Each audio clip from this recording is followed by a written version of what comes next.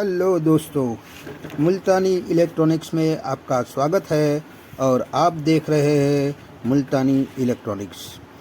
आज मैं आपके लिए लाया हूँ एक और नया टॉपिक जो हमारे इलेक्ट्रॉनिक्स वज़न काटा या इलेक्ट्रॉनिक्स तराजू कहो या वेग मशीन कहो या वेग स्केल कहो, इलेक्ट्रॉनिक्स वेग स्केल कहो या इलेक्ट्रॉनिक्स वेगिंग स्केल कहो या कहीं कहीं पर आपको इलेक्ट्रॉनिक्स वेगिंग मशीन भी कहा जाता है, यानी कि तोलने का मशीन, यानी कि नापतोल मशीन कहो या नापतोल स्केल कहो। और कहीं कहीं पर इसको कंप्यूटर काटा भी कहा जाता है, इलेक्ट्रॉनिक्स वज़न काटा भी कहा जाता है, इलेक्ट्रॉनिक्स तराजू भी कहा जाता है और वे मशीन भी कहा जाता है। तो इसका मैंने अलग अलग बोर्ड मैंने लगा के रखा है। आप अक्सर देखेंगे कि किराने वाले की दुकान हो या फिर फल वगैरह बेचता हो, ठेले वाला हो, वो हर जगह हर दुकान पे आपको ये वे स्केल आपको मिल जाएगा। उसके अंदर का जो बोर्ड होता है उसको समझे कैसे, वो किस तरह से काम करता है, उसकी जानकारी मैं आज देने वाला हूँ। इसका मैंने एक सर्किट डायग्राम बनाया है, किसी एक बोर्ड का बनाया है। अलग अलग से आपको जितना हो सके उतने अलग अलग बोर्ड के बना के मैं आपको दिखाऊंगा। और अभी हाल में मैंने एक बनाया है डायग्राम जो यहाँ आपको नीचे में दिखाई दे रहा होगा, तो उसको समझाने की कोशिश करूँगा कि वो किस तरह से काम करता है। मैंने यहाँ पर आप देख सकते हैं ये वाला जो ट्रांजिस्टर नुमा दिखने वाला जो हमारा ये है, उसका नंबर है LM317, यानी कि ये एडजस्टेबल आईसी होती है जो एडजस्ट करके देती है और हमारे आउटपुट को। तो ये वाला डिज़ाइन में आज एक्सप्लेन करने वाला हूँ। तो मैं आपको इतने सारे बोर्ड जो हमें दिखाई दे रहे, किसी में छोटा स्केल होता है, किसी में बड़ा स्केल होता है, उस हिसाब से अपने अपने हिसाब से बोर्ड बनाया हुआ होता है और अपने अपने हिसाब से डिज़ाइन बनाई होती है। तो बारी बारी से इसका डायग्राम में बना के आपको समझाता रहूँगा। फ़िलहाल अभी एक 317 LM317 एडजस्टेबल जो ट्रांजिस्टर नुमा आईसी होती है, उस डिज़ाइन को मैं समझाने की आज कोशिश करूँगा। तो यहाँ पर आप देख सकते हैं कि मैंने एक डायग्राम बनाया है और उसी डायग्राम को मैं आज एक्सप्लेन करूँगा। तो यहाँ पर आप देख सकते हैं कि यहाँ एक सॉकेट लगा हुआ है जो हमारा यहाँ पर AC लिखा है, B- लिखा है, B+ लिखा है, स्विच SW लिखा है, SW, यानी कि यहाँ पर AC लिखा है। तो 09 वाला ट्रांसफॉर्मर जो इसमें लगता है वहाँ से हमें AC 9 वोल्ट जो मिलता है वो इन दोनों सिरों पर दिया जाता है। यहाँ की बात कर ले तो यहाँ पर बैटरी का माइनस कनेक्शन होता है, यानी कि बैटरी जो हमारी 6 वोल्ट की होती है उसका माइनस वाला पॉइंट यहाँ पर लगता है और प्लस वाला पॉइंट यहाँ पर लगता है। अब इसकी बात कर ले तो ये हमारी स्विच होती है ऑन ऑफ करने के लिए, यानी कि यहाँ पर हम इस स्केल को ऑन ऑफ करवा सकते हैं। यहाँ हमने इससे पहले वीडियो में मैं आपको बताया था कि जैसे कि यहाँ ये मेरा पहला वाला वीडियो है जो मैंने कहा था कि वे स्केल का ये पूरा वायरिंग डायग्राम मैंने बनाया है कि किस तरह से इसका वायरिंग होता है और उसको सही से समझाया है। तो यहाँ पर आपको दिखाता चलो कि यहाँ 230 वोल्ट इन करने से ये 09 वोल्ट का 1 एम्पियर का ट्रांसफॉर्मर है। यहाँ से हमें AC वोल्ट 9 वोल्ट हमें आउट मिलते हैं और इस वाले सिरे में दिया जाता है। और वहाँ पर हमें क्या क्या देखने को मिलेगा, तो मैंने उस वीडियो में समझाया था कि इस दोनों पॉइंट के आजू बाजू में आपको TXR भी लिखा हुआ मिल सकता है, TRF भी मिल सकता है। TX भी मिल सकता है और AC भी मिल सकता है। तो इस डिज़ाइन में आपको जैसे मैंने ये वायरिंग समझाया था उसी के मुताबिक यहाँ पर आपको AC लिखा हुआ मिल जाता है। उस हिसाब से यहाँ ट्रांसफार्मर का दोनों वायर जो 9 वोल्ट आउट करता है वो यहाँ पर देना होता है। और इस वाले पॉइंट पर पहले समझ लेते हैं कि बैटरी का माइनस और बैटरी का प्लस, जो मैंने वायरिंग डायग्राम में समझाया था आपको कि ये बैटरी का माइनस पॉइंट है और बैटरी का प्लस पॉइंट यहाँ पर दिया जाता है। और बैटरी में अक्सर देखा गया है कि ज़्यादातर B- B+ लिखा होगा इस दोनों कनेक्शन पर, और यहाँ पर अगर ये न लिखा हो तो -VE और +VE लिखा हुआ हो सकता है। तो यहाँ पर मैंने आपको ये बता दिया कि यहाँ पर बैटरी का कनेक्शन होगा और इन दोनों सिरों पर हमें स्विच यानी कि SW लिखा है। जैसे कि इस डायग्राम में मैंने दिखाया है कि ये स्विच है और इसका दोनों कनेक्शन इसके साथ कनेक्ट होता है। और यहाँ पर आपको देख लीजिए कि यहाँ स्विच के जो 2 पॉइंट है वो स्विच अगर SW लिखा है और किसी बोर्ड में TCH यानी कि स्विच भी लिखा हो सकता है। तो बहरहाल ये तीनों कनेक्शन कंप्लीट हो गए। अब यहाँ पर मैं आपको दिखा दूँ कि ये हमारा R, ये हमारा कॉमन, ये हमारा B, यानी कि ये हमारा सॉकेट होता है वो LED के लिए दिया होता है। जो रेड इंडिकेटर इस तरफ होता है, ग्रीन इंडिकेटर या ब्लू इंडिकेटर इस तरह होता है और बीच वाला ग्राउंड होता है। तो उसी हिसाब से मैंने उसी डायग्राम में आपको दिखाया है कि यहाँ पर आप देख लीजिए कि R है या B है और बीच वाला जो है कॉमन होता है वो हमारा ग्राउंड होता है। यानी कि 2 LED एक ही LED में इनबिल्ट होता है। तो इस हिसाब से यहाँ पर ये सॉकेट इसलिए काम करता है। ये सॉकेट जो है हमारा यहाँ पर लिखा है SE+, SE- +5 वोल्ट और GND ग्राउंड, यानी कि ये हमारा लोड सेल के लिए दिया होता है सॉकेट। तो आपको ये बताता चलूँ कि ये हमारा लोड सेल है और इसका चारों वायर जो 4 वायर होते हैं इसमें, ये चारों वायर यहाँ पर कनेक्ट होता है और यहाँ पर GND ग्राउंड +B यानी कि +5 वोल्ट और -SE और +SE इस तरह से भी लिखा हो सकता है। और कहीं कहीं पर आपको ये लोड सेल होता है, इसमें WGRB भी लिखा हो सकता है। ये B का माना होता है ब्लैक, R का माना होता है रेड, ग्रीन का माना होता है, G का माना होता है ग्रीन और W का माना होता है वाइट। यानी कि ये कोडवर्ड में भी लिखा हो सकता है या पूरा नाम भी लिखा हो सकता है, ब्लैक, रेड, ग्रीन और वाइट। और उसमें अगर ये भी ना लिखा हो तो +SE -SE +5 GND ग्राउंड भी लिखा होगा। किसी में आपको +S -S E+E- भी लिखा हो सकता है। तो यहाँ पर ये सॉकेट का मामला कंप्लीट हो गया।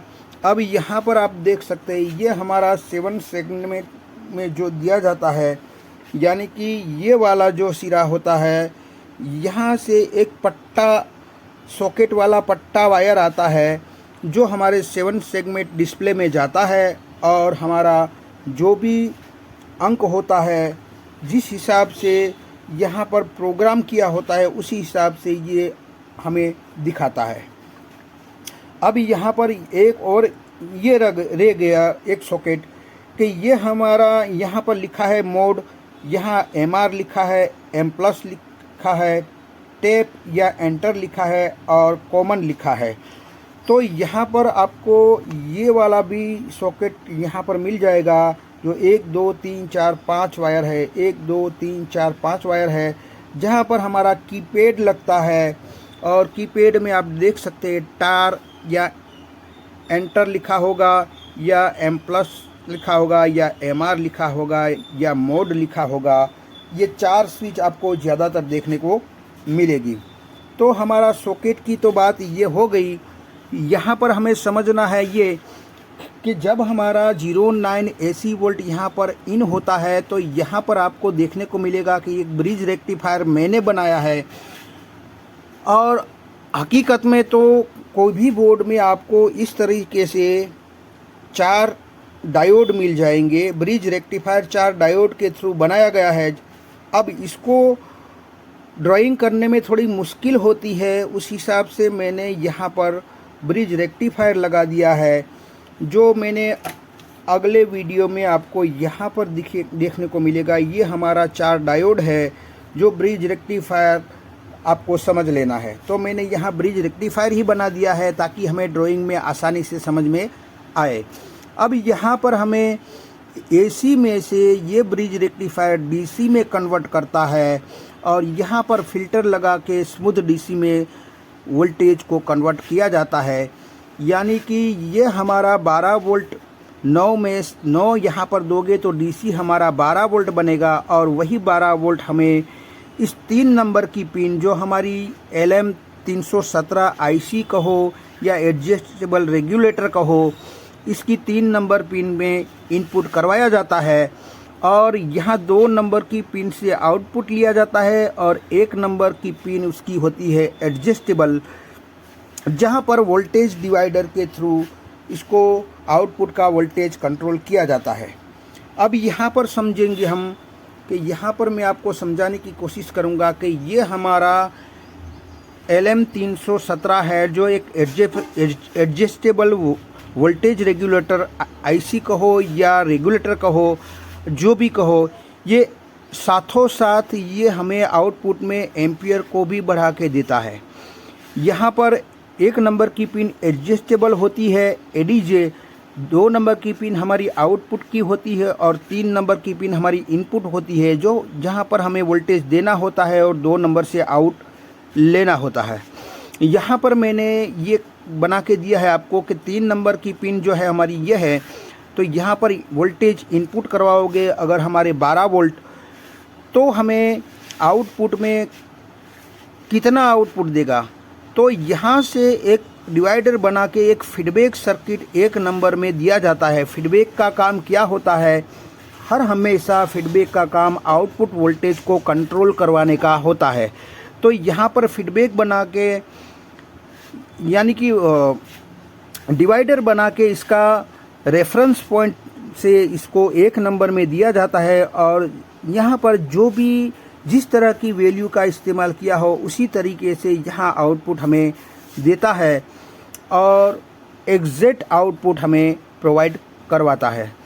तो यहाँ पर LM317 का यूज़ कुछ इस तरीके से होता है।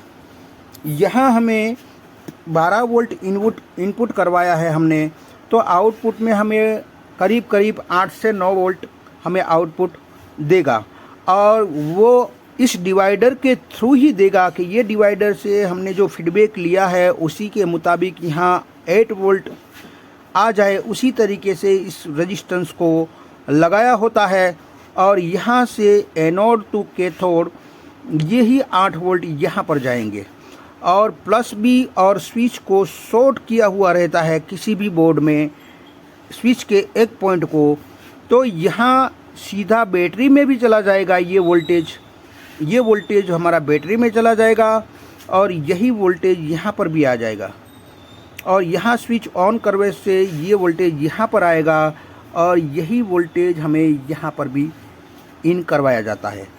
यहाँ हमारी 78L05 IC लगी हुई होती है जो हमें 3 नंबर पिन पर इनपुट होता है, 2 नंबर पिन इसकी ग्राउंड होती है और 1 नंबर पिन इसकी आउटपुट होती है। ये दिखने में हमें बिल्कुल छोटा सा लगता है, आप देख सकते हैं इतना सा होता है। ये हमारा रेगुलेटर IC होती है जो 3 पिन की होती है और उसमें अगर हम 8 से 9 वोल्ट इनपुट करवाते हैं तो हमें यहाँ परफेक्टली एग्जैक्ट 5 वोल्ट आउट करती है। यहाँ पर मैंने इसका 78L05 जो हमारा वोल्टेज आउटपुट देती है 1 नंबर से, यहाँ 2 नंबर हमारा ग्राउंड होता है और 3 नंबर पर इनपुट करवाया जाता है तो उसी तरीके से मैंने यहाँ पर लिखा है 3 नंबर जो हमारा इनपुट है, 1 नंबर हमारा आउटपुट है और 2 नंबर हमारा ग्राउंड है, तब जाके हमें 5 वोल्ट यहाँ पर देती है। ये हमारा एक छोटा सा कंपैरेटर होता है जो हमारे लोड सेल से जो भी अगर हमारा कोई वज़न है उसको, लोड सेल का काम क्या होता है, लोड सेल हमारे वे को या वज़न को इलेक्ट्रिकल सिग्नल में रूपांतरित करके इस वाले कंपैरेटर को देता है कि यह हमारी कंपैरेटर आईसी है। और ये कंपेयर करके ये हमारी एमसीयू यानी कि बड़ी वाली आईसी यहाँ पर हम इन करवाते हैं और यहाँ से हम आउट लेके हमारी आईसी को दिया जाता है। और यही इलेक्ट्रिकल सिग्नल के अनुरूप यहाँ पर जो भी प्रोग्रामिंग किया होता है उसके मुताबिक हमें यहाँ पर डिस्प्ले में शो करता है, यहाँ पर हमें डिस्प्ले में शो करता है। तो ये हमारा कंपेयर करके देती है कि कितना वज़न हुआ कितना नहीं हुआ, ये हमें जानकारी यहाँ से इस आईसी को मिलती है। जितना वज़न रखोगे उतनी जानकारी वो यहाँ पर इन करवाता है। अब यहाँ पर ये समझ लिया कि ये वाला जो 1 ohms का रजिस्टर लगाया है और इसका फ़िल्टर भी दोनों तरफ लगाया है और यही 5 वोल्ट हमारी इसकी वीसीसी में, यानी कि यही 5 वोल्ट से ये आईसी भी काम करती है और यही 5 वोल्ट यहाँ पर आप देख सकते हैं कि यहाँ पर भी ये 5 वोल्ट दिया जाता है, यहाँ पर भी 5 वोल्ट, यानी कि ये वीसीसी पिन है, ये भी इस आईसी की वीसीसी पिन है और यही 5 वोल्ट यहाँ पर भी दिया जाता है। यानी कि ये पूरा स्ट्रक्चर जो है वो हमारा 5 वोल्ट से चलने वाला ये सर्किट है, इतना सर्किट जो हमारे 5 वोल्ट से चलता है। और यहाँ पर आप देख लीजिए कि इसको आउटपुट वोल्टेज को कंट्रोल करवाने के लिए यहाँ पर एक ट्रांजिस्टर दिया होता है, जहाँ से ये आईसी को 5 वोल्ट और ग्राउंड मिल जाए तो ये अपना वर्क शुरू कर देती है। और जैसे ही वर्क शुरू करेगी तो यहाँ पर पॉजिटिव सिग्नल यहाँ पर आ जाएगा।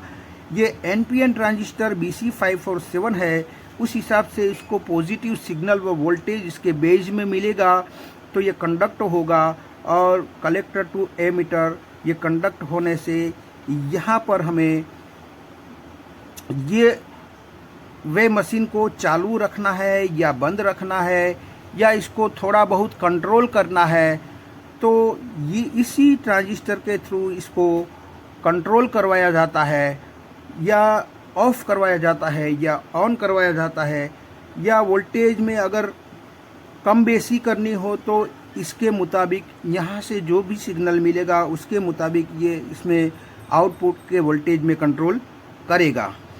अब यहाँ पर देख लेते हैं कि ये हमारा बजर है, जो हमारा बजर है वहाँ पर एक 3K3 ohms का रजिस्टर लगा के इस ट्रांजिस्टर के बेज में दिया गया है।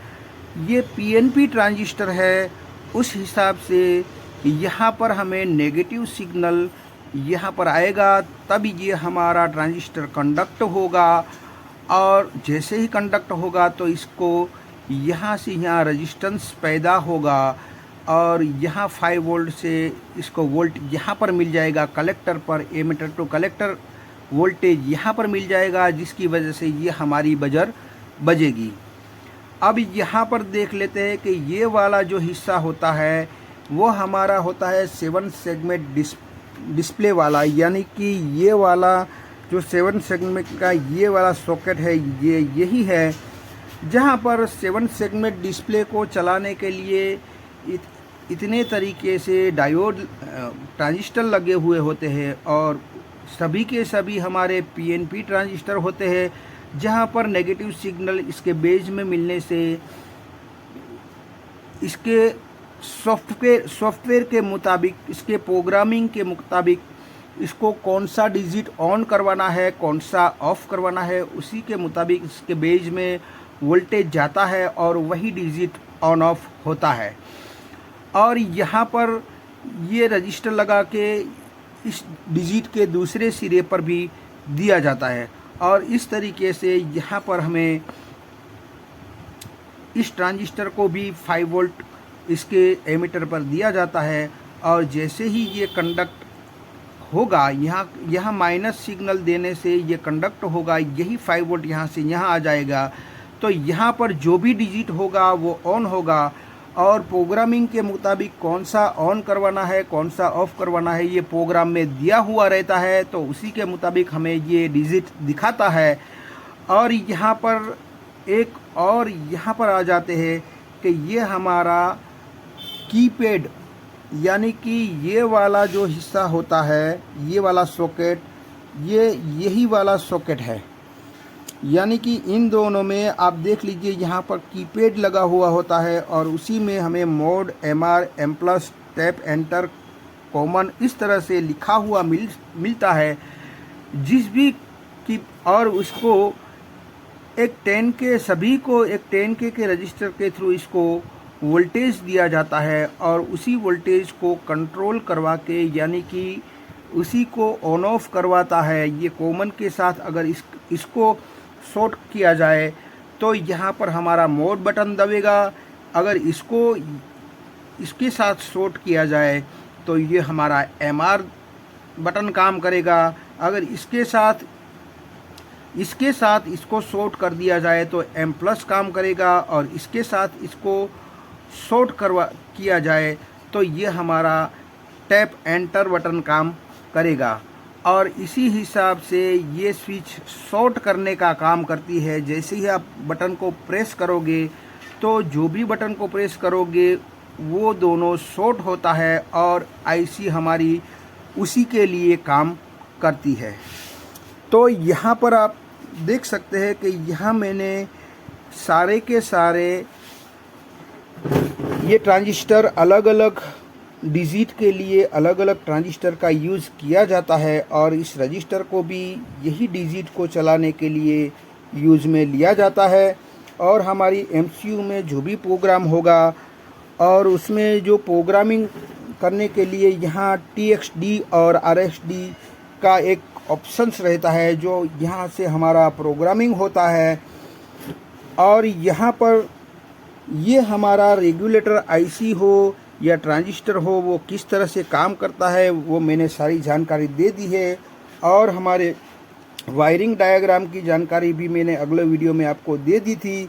तो यहाँ पर आपको ये किस तरह से काम करता है, अगर हम इसकी बात कर ले कि यहाँ पर अगर हमारा 12 वोल्ट यहाँ से यहाँ आ जाता है, और हमें यहाँ से 8 वोल्ट हमें यहाँ पर देता है।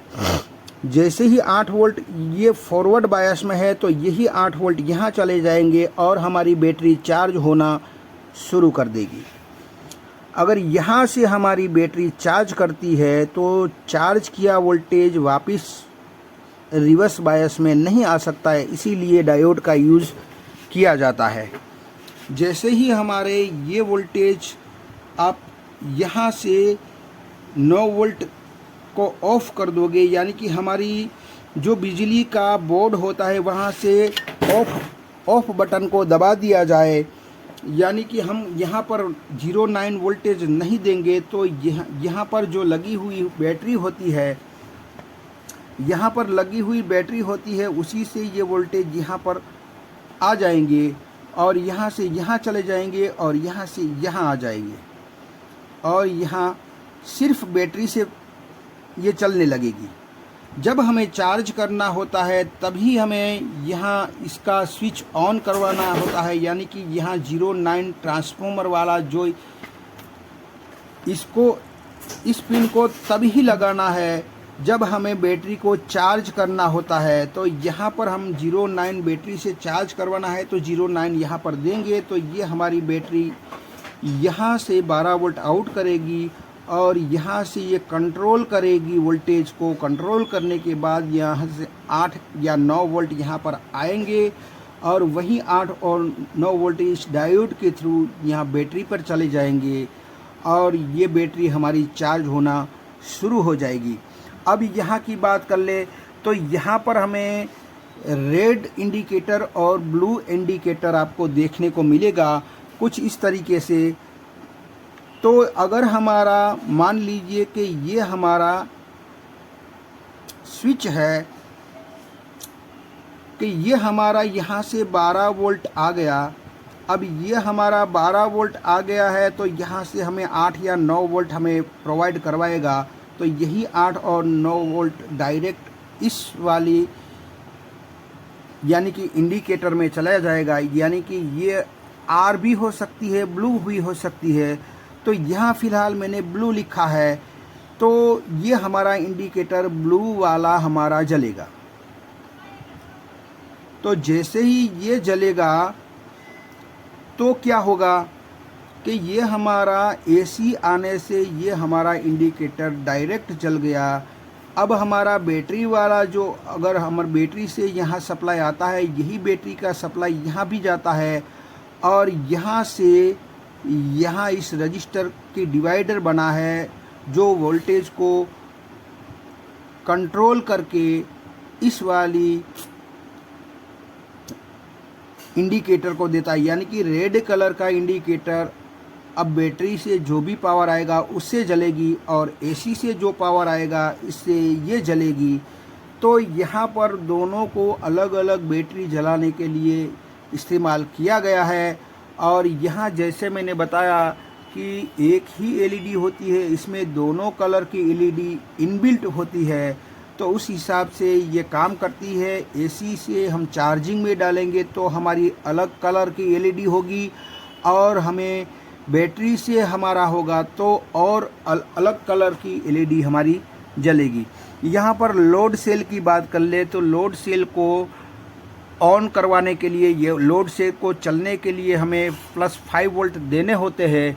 यानी कि ये हमारा लोड सेल होता है। यहाँ पर हमें देख ले तो ये 5 वोल्ट है और ये हमारा ग्राउंड है जो इसको सप्लाई देना होता है। और सप्लाई देने से हमारा ये सिग्नल आउट करके यहाँ इन दोनों पॉइंट पर सिग्नल माइनस और सिग्नल प्लस आउट होगा और इस यहाँ पर लगी कंपेरेटर आईसी को दिया जाएगा। और यहाँ से कंपेयर करके यही आईसी जो हमारी होती है वो हमें कंपेयर करके इस एमसीयू को बता देगी कि ये हमारा एमसीयू इसी कंपेरेटर ये वाला सिग्नल इसमें जाएगा और ये हमें कंपेरेटर आईसी है और कंपेरेटर आईसी कंपेयर करके ये एमसीयू को देता है और एमसीयू अपने प्रोग्रामिंग के मुताबिक वो अपनी डिस्प्ले पर 7 सेगमेंट डिस्प्ले पर उसको बता देता है। और यहाँ पर ये सारी स्विच किस तरह से काम करती है, किस तरह से काम नहीं करती है, उसका वीडियो मैं अलग से बनाऊंगा।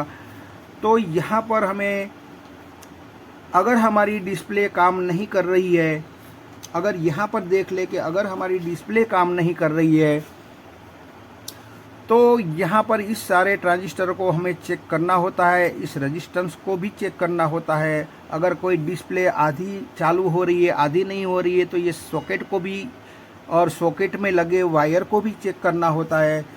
आपको मैं बताता चलूँ कि ये हमारा वायर होता है और ये हमारा सॉकेट होता है। तो दोनों तरफ का सॉकेट चेक करना है, वायर चेक करना है, ये रेजिस्टेंस चेक करनी है, ये ट्रांजिस्टर चेक करने हो और जिससे हमारा इसमें से कोई भी पुर्जा ख़राब हो जाए तो हमारी 7 सेगमेंट डिस्प्ले सही से वर्क नहीं करेगी या आधी करेगी या कुछ करेगी या कुछ नहीं करेगी, ऐसा हो सकता है। अगर हमारा बजर नहीं काम कर रहा है तो यहाँ से लेकर ये 3K3 रजिस्टर और ये हमारा ट्रांजिस्टर और ख़ुद बजर भी ख़राब हो सकता है। यहाँ पर आप लोड सेल हमारा सही से वर्क नहीं कर रहा है तो ये आईसी भी हमारी ख़राब हो सकती है, ये रजिस्टर भी ख़राब हो सकते हैं या हमारी एमसीयू भी ख़राब हो सकती है और ख़ुद लोड सेल भी हमारा ख़राब हो सकता है। कभी कभार हमें लोड हम सही से देते हैं मगर गलत हमें मैसेज देता है, तब जाके ये लोड सेल हो या हमारा ये वाला आईसी हो या रेजिस्टेंस हो या हमारा सॉकेट हो या हमारी आईसी हो या उसमें लगा प्रोग्रामिंग हो, इसमें कुछ गड़बड़ हो जाती है तो हमें सही से वज़न नहीं दिखाता है। और यहाँ की बात कर ले कि अगर हमारी बैटरी चार्ज नहीं होती है तो हमारा ये वाला ट्रांसफार्मर भी ख़राब हो सकता है, ये वाला ब्रिज रेक्टिफायर भी ख़राब हो सकता है, या इसमें लगे 4 डायोड में से कोई डायोड भी ख़राब हो सकता है, या हमारा LM317 भी ख़राब हो सकता है, ये डायोड भी ख़राब हो सकता है, ये वाला चारों रजिस्टर में से कोई एक रजिस्टर भी ख़राब हो सकता है, ये ट्रांजिस्टर भी ख़राब हो सकता है। तो यहाँ पर अगर हमारा चार्जिंग नहीं हो रहा है तो इतने एरिया को हमें ट्रेस करना होता है कि अगर इसमें से कुछ खराबी आ जाए तो हमारा ये जो आउटपुट वोल्टेज होता है 8 से 9 वोल्ट वो हमें आउटपुट नहीं करता है या कम करता है। तो उस हिसाब से इतने एरिया को हमें चेक करना होता है। अगर हमारी LED नहीं जल रही है तो हमें ये दोनों रजिस्टर और ये एक रजिस्टर और यहाँ पर लगी ये वाली LED भी ख़राब हो सकती है, तो उसको हमें बदलना होता है। और हमारा अगर ये हमारा चालू नहीं हो रहा है तो यहाँ से AC से लेकर यहाँ जो हमने रेगुलेट 8 से 9 वोल्ट बनाए वो सर्किट को देखना होता है। और यहाँ पर स्विच हमारी ख़राब हो जाए, यानी कि ये वाली स्विच हमारी ख़राब हो जाए या हमारी बैटरी ख़राब हो जाए तो भी हमें ये वोल्टेज नहीं मिलते हैं, जिसकी वजह से यहाँ 5 वोल्ट हमारा नहीं बनता है। अगर इतना सारा कुछ सही है, हमारा यहाँ पर मान लीजिए कि यही वोल्टेज बैटरी का 8 से 9 वोल्ट यहाँ पर मिल जाता है, फिर भी हमारा ऑन नहीं होता है, तो ये हमारा 78L05 IC ख़राब होगा, तो हमें 5 वोल्ट यहाँ पर नहीं मिलेगा, जिसकी वजह से ये सारी IC को VCC प्रोवाइड नहीं होगा, जिसकी वजह से ये ऑन नहीं हो पाई। तो ये भी हमारी ख़राब होगी तो भी हमारा ये वाला सेक्शन काम नहीं करेगा, जिससे हमारी डेड पोजीशन में रहेगा। तो यहाँ पर हमारी ये स्विच भी, यानी कि ये हमारा कीपैड अगर हमारा काम सही से नहीं कर रहा है तो ये हमें वायर चेक करने होते हैं और यहाँ पर लगे 10 के रजिस्टर चेक करने होते हैं। और उसमें ये वाली अगर स्विच हमारी जंक लग जाए तो भी हमारी काम नहीं करती है, तो उस हिसाब से ये 10 के रजिस्टर हो या हमारी स्विचें हो या हमारे यहाँ पर लगने वाले सॉकेट वाले वायर हो या हमारा सॉकेट हो, वो भी ख़राब हो सकता है। तो उस हिसाब से हमें यहाँ पर ये हमारी काम नहीं करेगी। तो यहाँ पर हमें रिपेयरिंग करने के लिए अगर हमारा चार्जिंग नहीं हो रहा है तो इतने एरिया को ज़्यादातर आपको चेक करना होता है। ज़्यादातर चार्जिंग नहीं होता है, ऐसा फॉल्ट ज़्यादा देखने को मिलता है। और यहाँ पर हमें ये वाला भी ज़्यादा से ज़्यादा ख़राब मिलता है, ये भी ख़राब मिलता है, और ये हमारा ब्रिज रेक्टिफायर ख़राब मिलता है। और एक ज़्यादा से ज़्यादा आपको यहाँ 09 ट्रांसफार्मर होता है जो यहाँ पर लगता है, वो भी ख़राब होता है। और हमारी स्विच भी कभी कभार ख़राब होती है। लोड सेल हमारा कम से कम ख़राब होता है। और हमारी 7 सेगमेंट डिस्प्ले में ज़्यादातर हमें ये वाला जो वायर होता है, ये वायर वाला सॉकेट वाला वायर होता है, वो हमें ज़्यादा ख़राब देखने को मिलता है। तो आई होप कि ये वीडियो आपके कुछ समझ में आया होगा। अगर ये वीडियो आपकी कुछ समझ में आया है तो मेरी चैनल को लाइक कीजिए, सब्सक्राइब कीजिए, बेल आइकन को प्रेस कीजिए और खुश रहिए। शब्बा खैर।